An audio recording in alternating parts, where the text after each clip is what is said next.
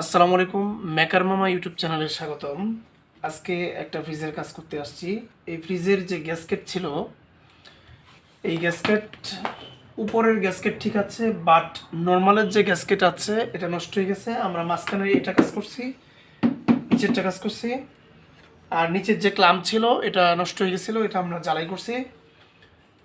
পরবর্তীতে যখন আমরা ডালা সেট আপ করতে গেছি, দেখি যে গ্যাসকেট এত হার্ড হয়ে গেছে। এই দেখুন, এত হার্ড যেটা, এই দেখুন এখানে ধরে রাখলে এরকম সোজা হয়ে থাকে এই গ্যাসকেট।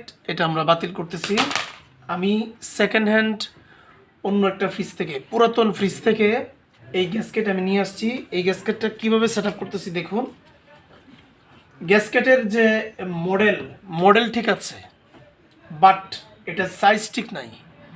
এখন সাইজ যেহেতু ঠিক নাই, আমরা টেকনিশিয়ান, আমরা এখন এটা অরিজিনাল গ্যাসকেটটা আমরা এখানেই লাগাবো, অন্য ফ্রিজ থেকে আনা। এখন আমি কি করলাম, এটা লম্বায় ছোট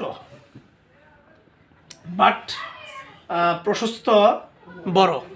তখন আমি এখান থেকে দুইটা টুকরা করে একটা টুকরা আমি বাতিল করে দিলাম। এই দেখুন, এটা আমি খুলে নিয়ে আসছি।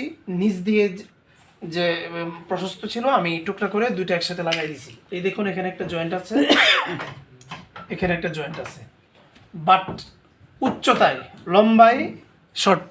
লম্বায় যেহেতু শর্ট, আমি এখানে টুকরা করে প্রশস্ত করে এটা সেট আপ করছি। লাইটটা বসার মুখের দিক ধরে। হ্যাঁ, এখন এখানে আমরা করব কি, ঠিক আছে, এখানে আমরা এই টুকরাটা এখানে লাগাবো।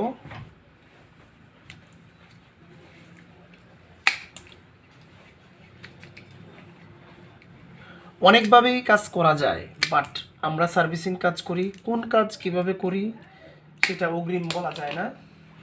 এই দেখুন, আমি এখানে অ্যাডজাস্ট করে দিচ্ছি।